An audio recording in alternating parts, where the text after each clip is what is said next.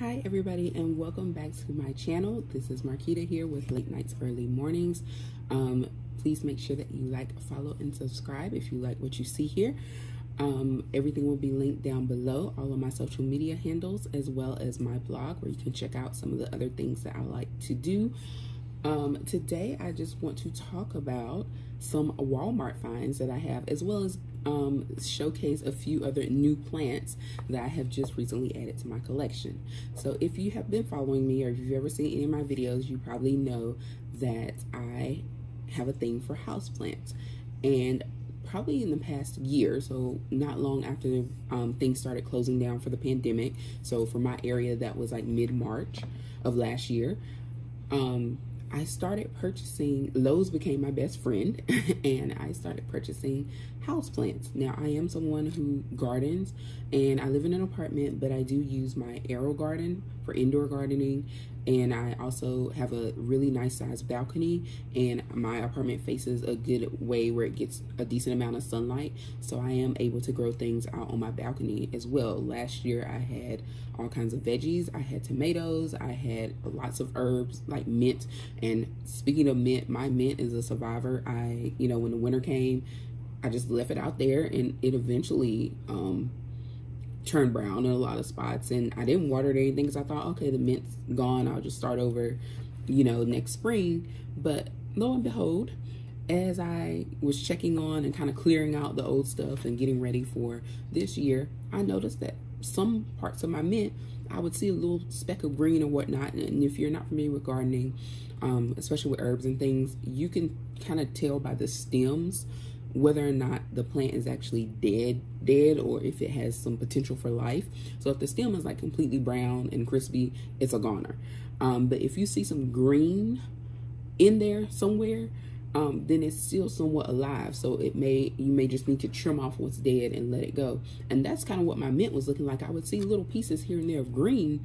So even though I didn't get water like mostly all winter, and I live in Northern Virginia and it gets kind of cold, like we get snow and ice, so it can get cold and below freezing from time to time, it survived. And so now what I did was I went out and I trimmed, and I still need to go out and do a little more detailed trimming, but I trimmed a lot of the dead parts of the mint bush, if you want to call it that, because they're in individual containers. If you don't know about mint will run wild if you put it in the ground, or if you put it in like a bigger, bigger garden bed or something, and you don't contain it, like the roots of it, it will just take over, and it will also choke out other herbs. So just be careful when you're planting mint.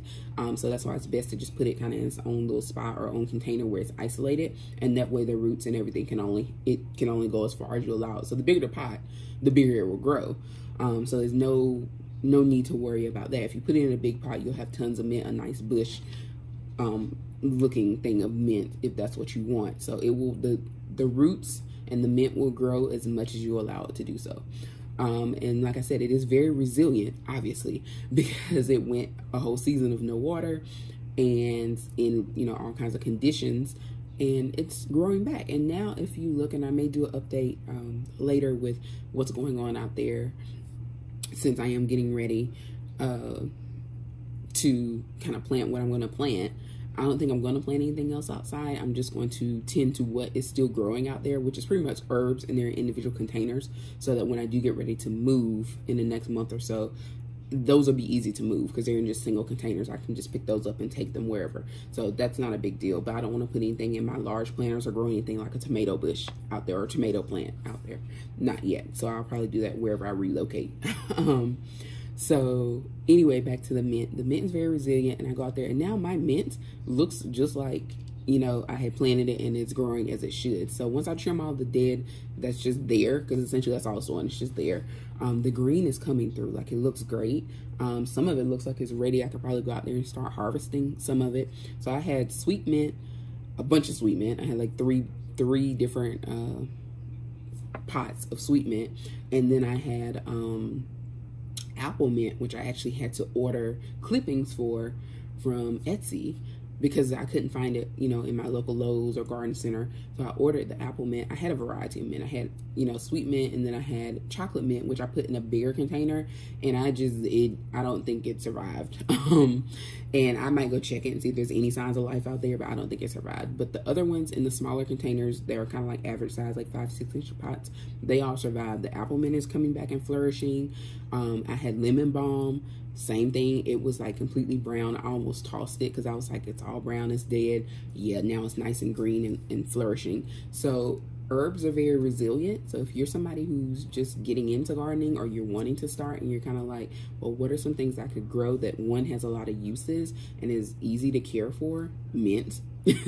Highly recommend mint, because it's hard to kill. Because clearly I wasn't necessarily saying I was trying to kill it, but when winter came and, you know, the stuff started turning brown as things do, I was like, oh, it's probably gonna go or whatever, and that's that, because mint's easy to get and grow and whatnot. So I wasn't too concerned, but it's still there, and I was like, hey, if it's thriving, I'm gonna help it thrive.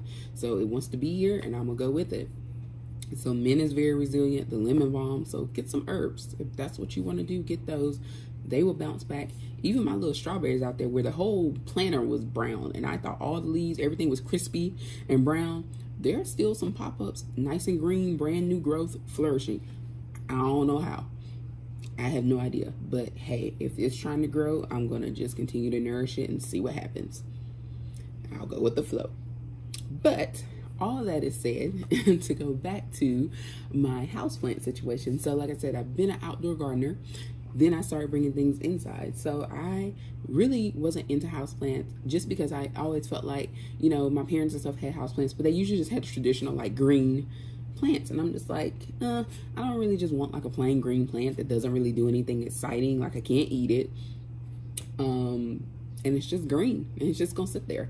So I didn't really want to get bothered with it because I didn't feel like it was anything special. But then good old Lowe's.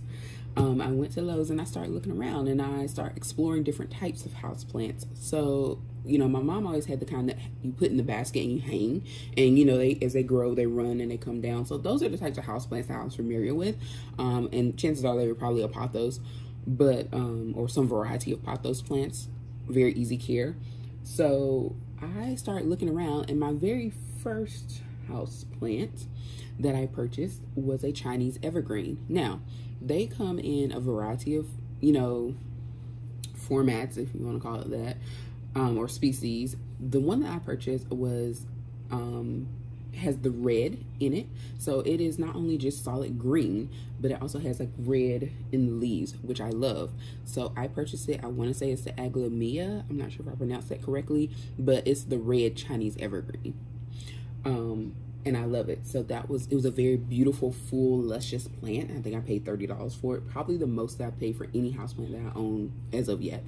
But I love it. And it is very forgiving and very low maintenance. And that's what I was looking for when I decided to get into the houseplant situation, was things that don't require a lot of maintenance, but still are pretty.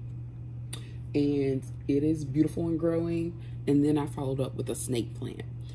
What I did was Google. So if you're someone who's thinking about houseplants and you're like, I tend to have a brown thumb more than a green thumb, Google things like houseplant, easy care houseplants, or low maintenance houseplants, or houseplants that are hard to kill. Because these plants, the snake plant and the Chinese evergreen, are two plants that are like on those almost impossible to kill type plants. Like you can ignore the heck out of them and, you know, neglect them and not even water them as you should or do whatever, and they will bounce back, or you know, they won't die for the most part. So they really are hard to kill plants. Even if you're someone who is horrible with plants, they are really hard to kill. So the good thing is, number one, these plants don't require, the snake plant nor the Chinese evergreen require lots of watering and maintenance. The snake plant, I purchased that probably last summer.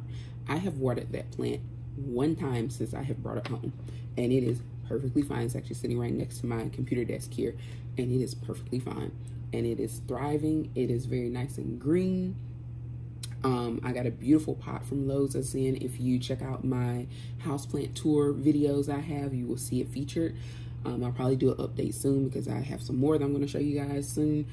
And yeah, so snake plants, highly recommend. I actually just purchased a second one not too long ago, probably in the past month or so, because it has more of the lighter green variation.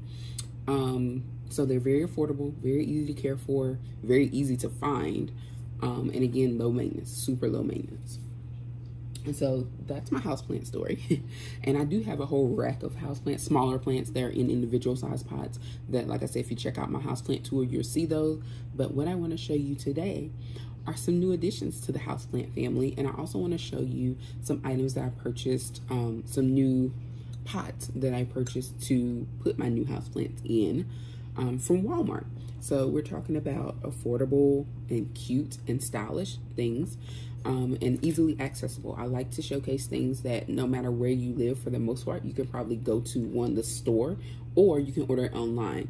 I'm not sure if the pots are available online. I will look and see, but for the most part, you can get access to them because almost everybody has a Walmart somewhere nearby. This is not sponsored by Walmart, but I will be honest, I don't really shop at Walmart that often. I prefer Target over Walmart.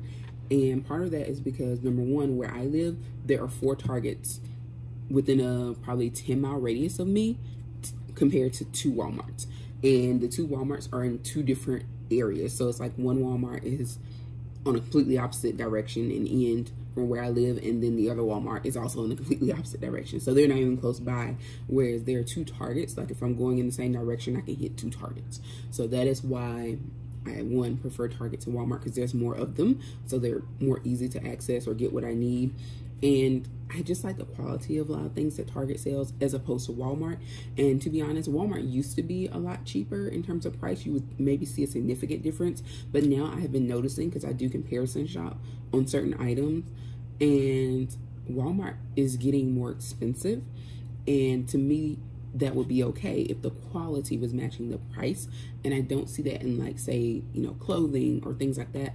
I don't see that quality matching the increase in price. Whereas in Target, sometimes things can be a little pricey. I will definitely admit that. However, from what I have purchased in my experience, Target's quality of items, even their store brands, seem to be a little bit better than Walmart. So that's why I just stick with Target for the most part.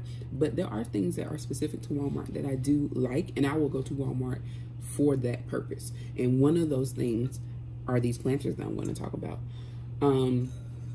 So these are larger than the originals. I don't think I bought my small one over here, but I'll show that one too. But these are by Better Homes and Gardens, so that is a brand that they carry.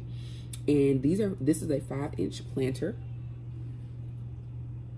It does have the drainage hole, that's what you see down at the bottom, and it has a little plug, so you can put the plug in or take it out, but it does have a drainage hole. It's 5 inches. It's Better Homes and Gardens, and it is weather resistant for outdoor and indoor use, so you can use it either place. As you can see, this is kind of like a ceramic or whatnot thing, and it's very pretty. Like, I love this blue. This is kind of the color of in my living room anyway, so I plan to use these indoors for now. So that's why I got them, because they match like my inside decor and color scheme. However, it is applicable for outside as well, so that's one thing that's great about them. And what I'm going to tell you next is going to make them even better.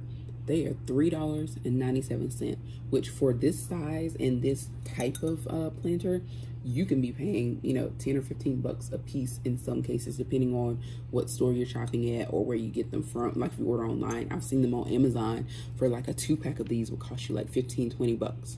So $3.97 for these. And again, it's Better Homes and Gardens. And they do come in other colors. Well, I've seen them in 2 colors. There's this blue, and there are different variations. There's this one that seems to have a little more white mixed in with the blue, like a turquoise, which I love. And then I have one that's a little darker, and it seems to be more brown mixed in. So this is the second one. And this is also the same size, 5 inches, Better Homes and Gardens. So you can see these two.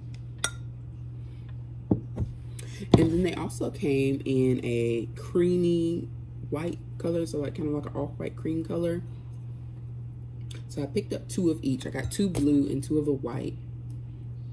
Again, 5 inches. and also has the tag is covering it, but they all have all made the same. They all have the drainage hole, which I think is great, and indoor outdoor use, weather resistant. So I love these. So I picked up I bought one, and I actually have a plant sitting in one right now. This is another one I bought. This is not one of the 4 I just showed you, but this is another one, the first one I bought, and I liked it so much. I was like, oh, let me go back, because I got it just to try, and I said, yeah, I think I can do something with those. So I went back and bought 4 more. So not a bad deal at all. This plant is not actually planted in there. It's still sitting in its original container. But this is they call it a golden, but it's really a Peperomia. If I'm saying that correctly.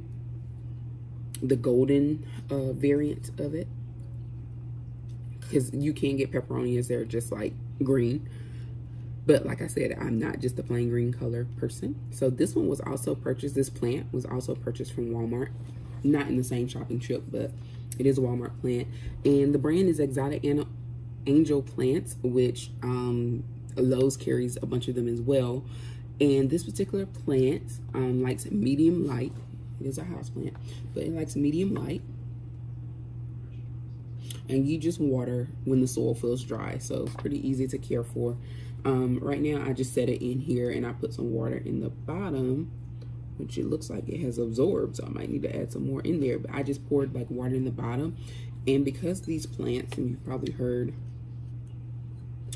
me mention this before in other videos, and I don't know if this one has it, but like you said, it's still sitting here, and then here's the inside, so I'll probably add some more water there. But typically, I'll show you on one of my other plants. That one came from Walmart. This is a plant from Lowe's, which I'll talk about next. These strings are the strings that you can use. They're called wicks, and they absorb water for the plant. So what you can do is, just like I have that plant sitting in this vase, like if I just put water in the bottom, leave this plant in this container and sit it in there, it will draw the water as it needs it through here. So that's what they call a self-watering plant. You may have seen that term before. That's what they mean by that. There are some vases or pots, planters, whatever you want to call them, that are, you know, set up specifically for that, so that you can do that, and they come in all different formats. But in this case, you can kind of create your own situation. If you have a plant that already has the wick, you can leave it here if you don't need to repot it, and then just pour water in there and sit it down in there, and it will take care of itself. So that way, it kind of, as it needs water, it'll take water. So that's one way to keep it moist, and that does what we call, let's see, little gnats that I need to handle. That is what we call bottom watering. So what that does is it keeps the top of the soil, may still look dry, but the plant is still getting the water that it needs. And by keeping the top of the soil dry, that will help eliminate gnats and other little things that tend to grow in the moist soil environments. That's one way to keep the gnats down. Also, I use diatomaceous earth. I sprinkle that on all my plants in the house, and you will not see any gnats flying around here. Before I found out about that, I had some gnats, and I have one of those little plug-in zappers, just a small one that I got off Amazon, and that took care of the ones that were already in the house. And then once I started using the diatomaceous earth, we didn't see any more of those. So that is why I usually like to repot my plants, because they will take, I mix the soil, treat my soil. I use Miracle-Gro soil, which I know people have mixed feelings about, but it's always worked for me. It hadn't given me any problems, especially after I treated it. With the diatomaceous earth, I just mix it in there real good, and I repot my plant, and we're good to go, no problems. So it's kind of a catch-22, because in order to do the full mixing like I like, or to repot, I would have to take it out of its original container here. But at the same time, I'm also able to, I have created my own little sprinkle. I can just sprinkle it across the top as well. But bottom watering is also a way to prevent keeping the top of the soil moist, which will also handle your gnat problem, but still give the plant the water that it needs. So just another technique. But yes, plant and pot, both from Walmart. And again, these are $3.97 for just the pots by themselves, the planters, $3.97. They do have a smaller version, which let me grab that really quickly.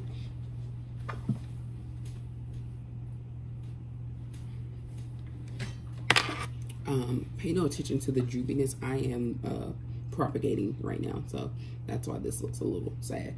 This is the smaller version. I think this one's 3 inches or like 3.5 inches. And I got these like at the end of last year, or the end of the season last year. And as you can see, very similar color.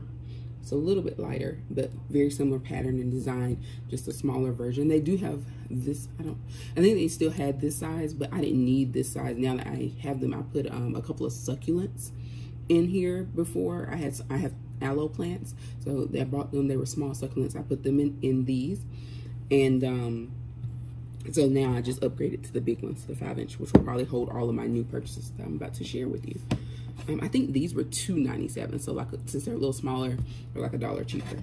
So what is gonna go in my 4 new planters here that I just purchased from Walmart the other day? Well, that would be my 4 new plants that I purchased from Lowe's. So all of the plants that I'm going to show you now came from Lowe's. Starting with my favorite. So another easy to care for, low maintenance houseplant is a Pothos. Now, or Pothos, depending on how you want to pronounce it. But either way, they come in a wide range of varieties and colors and variants and all of that. And I have found that my heart belongs to the golden Pothos.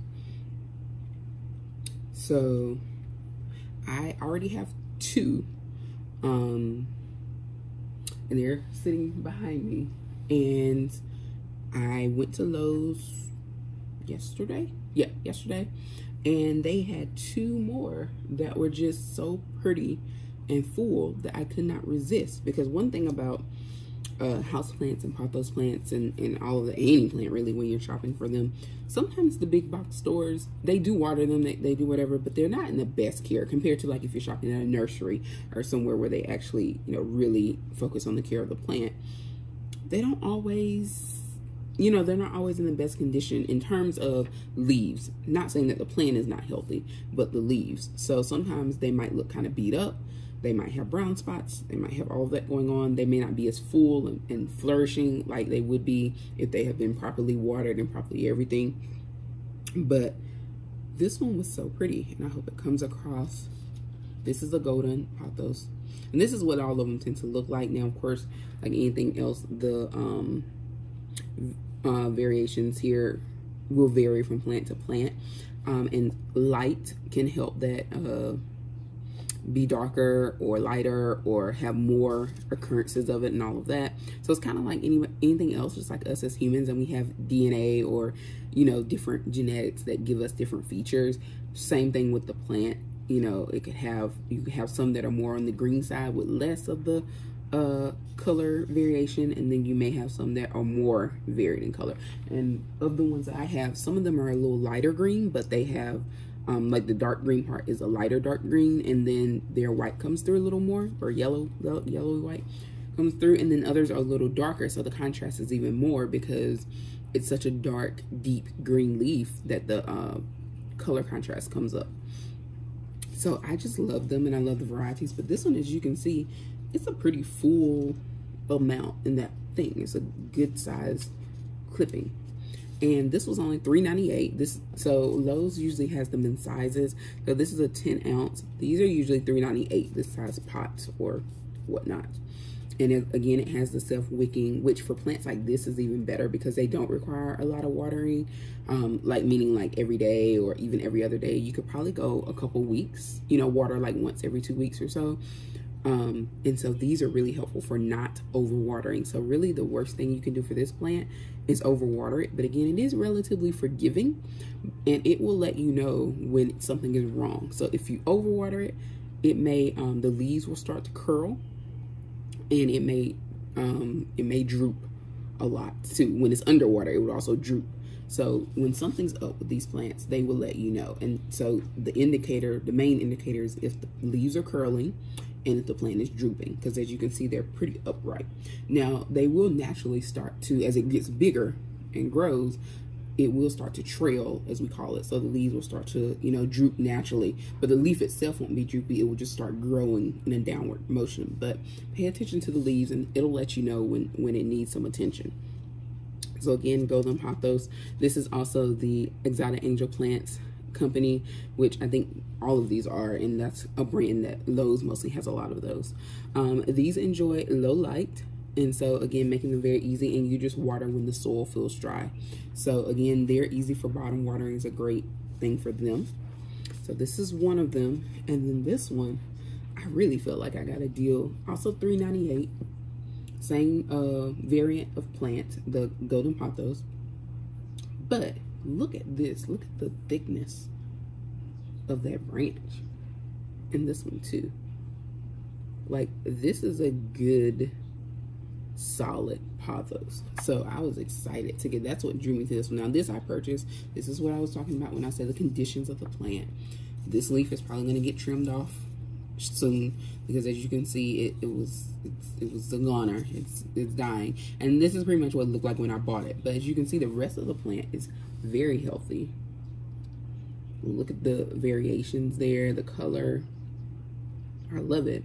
So, you know, losing one leaf off of this very well healthy plant is so thick. Like, that's a good solid pothos here. And we want to get this scale, what we call the scaling, off. And that's actually easy to get off. You can either just pluck it, peel it, whatever, scrape it off. Because I can see now where I can pull it, so I'll work on that. There we go. But yeah, that's an easy part to get off. But yeah, so I love it. And there's always, I don't know if you can see in that little, right behind the tab, there is a little new growth, little baby leaf in there. Let me see. Yeah, a little baby leaf right there. So it's new growth coming. So that's when you see a plant with the growth, especially when you see them showcasing, then that's a good sign that they're pretty healthy, because it's still flourishing, because it's giving me new growth. So those are my two babies. I hate to say that they're my favorites, but they are. Golden pothos, I'm in love with them. So I think that's my thing. That's my house plant. Now,